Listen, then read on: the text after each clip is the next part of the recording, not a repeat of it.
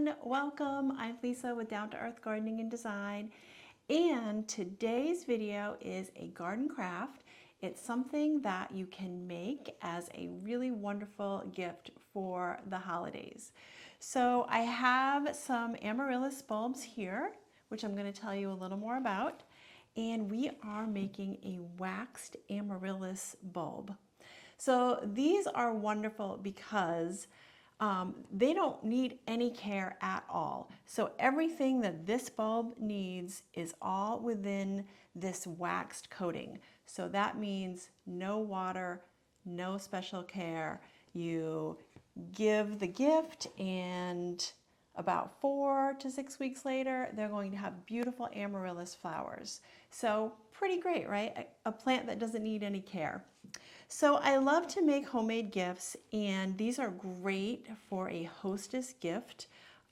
Better than fresh flowers because you don't have to transport that vase of water in your car.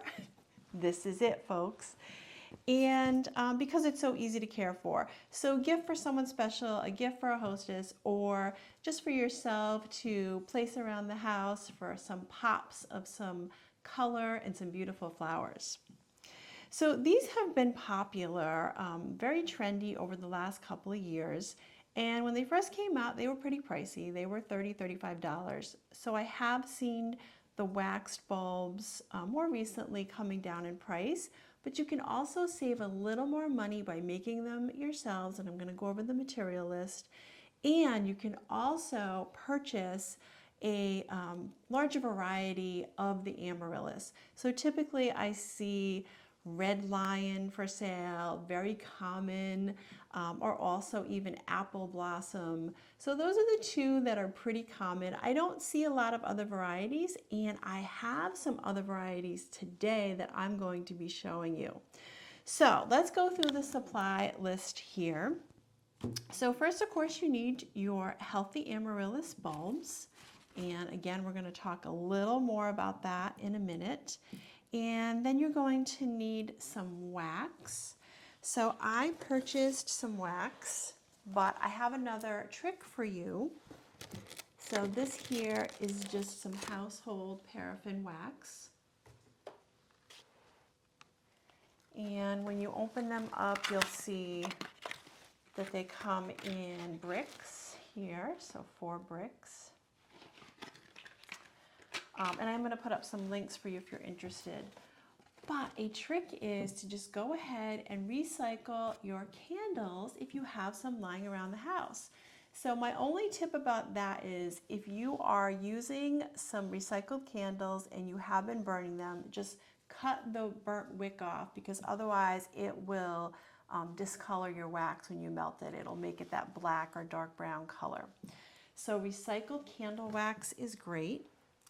And then for your colors, so this is another bonus. You can customize these any colors that you want just using common spray paint.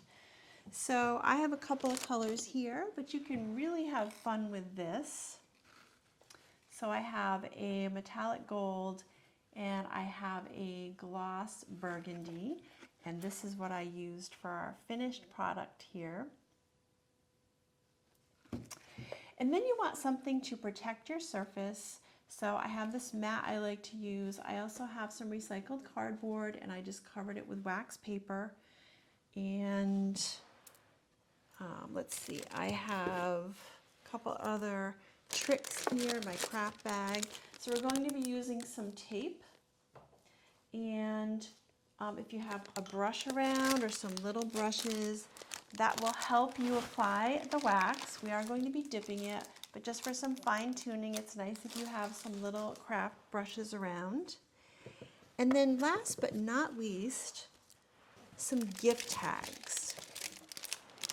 So I'm using these as gifts here, but it is wise to put the variety of your amaryllis on the tag. And then also some care instructions. So even if you're keeping these for yourself, you really should keep track of the names. It can get lost very easily in the mix of things. Okay, so I also have a cutting board here and a sharp knife. So that's it. Not a very long material list, which is great for crafts. Okay, so I have my wax melting, and remember that can be hot when you handle it. You should protect your surfaces, your hands. So I am melting that on my cooktop. I chopped it up so it melted a little easier, and I have it in a really nice little double boiler to make my project a little easier. So I'm just going to show you that quick. And then I have these little hot plates here. I'm going to bring it over to the table and demonstrate how easy this is. Okay, so we have our wax all melted. Remember, very hot, handle with care. And I have it on my table here on a hot plate, and I have my mitt here for working. But as promised, I do want to talk about Amaryllis a little bit. I love this flower. So as an avid gardener, I'm a little sad when winter arrives and I start focusing on my houseplants, and Amaryllis is one of them that gets a lot of attention from me. So easy, and you really just can't beat the beautiful flowers. So I do have a few videos out on them, and I also have a video out on how to remove this wax coating after it's done flowering. So that way you can keep the bulbs for years to come, because they really are a great investment. So my Amaryllis bulbs here, what I have, and these are newbies for me, is I have Picotee, which is a white with a little bit of a red ruffled edge. And then over here, I have a lot of bags around with names on them that they came in. I have one called Ferrari, which is a gorgeous frilly red. And over here, I have Rosalie, which I believe is more of a pale pink. And then I have these two over here, which are Hercules, which are leaning towards red, a very hot, bright pink. So we have a nice mix of colors here. So what you want to do when you get your bulbs in is you want to open the box right away. Don't let them sit around. And before you're starting this project, you want to plan about a day ahead. And before I put them into water, I peeled off the outer layer, or the skin, which looks like a brown paper. So I just want a nice smooth surface. I want to have that prepped for when I apply the wax. You want to soak your bulbs in a bucket for about 4 to 8 hours. So I'm going to show you a clip of that where I have soaked all of these, and I'm just putting the water up to the necks here. You don't want to get the water down here inside the bulb, because then you risk it rotting. So I have soaked these a few hours, and then you want to let them dry thoroughly. So another half a day or overnight, and I spun them around because I had them on the plastic. So I wanted all sides to really dry well. So that step has already been done. All right, next, let's get on with the project and get down to it here and start crafting. Okay, so I have my supplies all kicking around nearby here, the list that we went over. And this is another Picotee. That's the first one that I did here. So the first step that you want to do before you're coating it with wax is you want to cut the what's called basal plate. So basically the base of the bulb off. So you want to try to make a nice straight cut, because it needs a nice flat surface, so test it out there, for the bulb to sit on. And you can see it here that I've done that already. So we're going to be now coating it all the way up to the neck here. All right, so get a good grip on it, get your mitt out, and then we're going to start coating it. So you can paint it on, but I feel like you get a much more fluid coat if you can dip it. Just don't touch the wax. And then I'm going to let it cool, and I'm going to re-dip it a few times so it has a nice coating on it. So we're just going to let it cool a minute.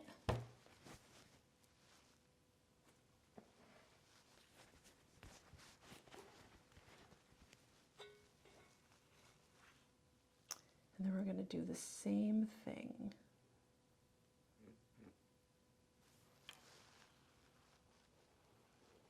So it has a nice coating.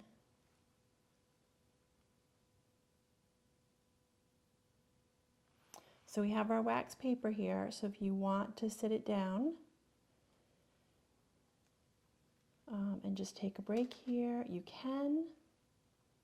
Let it cool. You can work on some others. I'm going to do one at a time because I want to keep track of the different varieties that I have until I get the tags on them.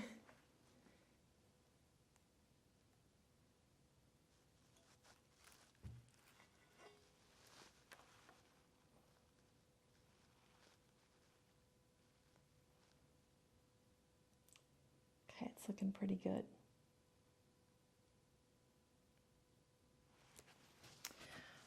Okay, so I do have my brushes on standby because I don't want to burn myself, so I'm actually not able to get up to the neck as much as I would like to without burning myself. So I'm going to use the brushes to do that. Okay, so I have my little brush here. And this isn't necessary, but if you want to finish it off a little, you can carefully just paint some wax on the top here or the neck of the bulb.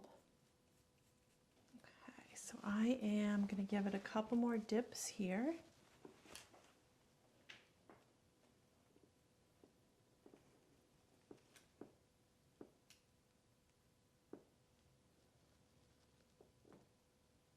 It's even really pretty unpainted with just the wax applied. Okay, so we have the new 6 bulbs with their several coats of wax, and they're all cooled. So each bulb we had to dip about 7 or 8 times to get a nice coating.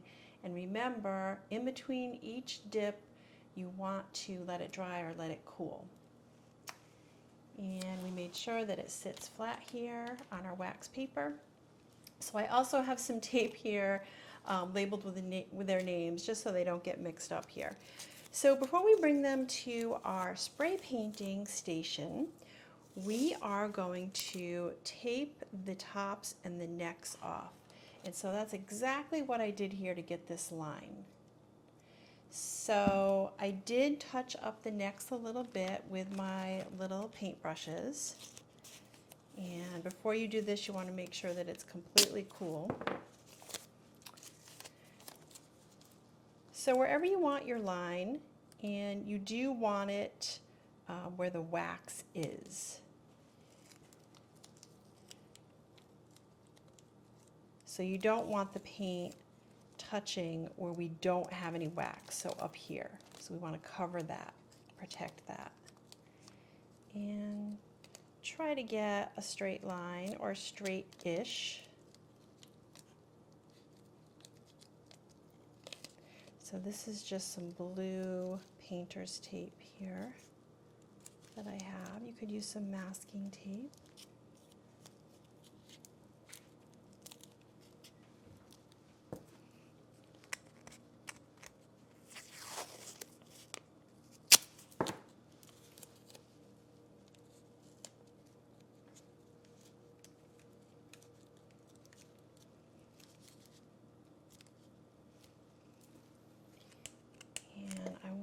Tape over the tops because I don't want to get any paint here. So just a little bit on top to protect that area.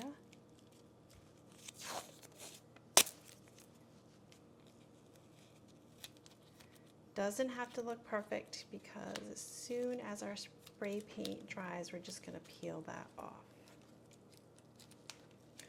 Okay, so something like that.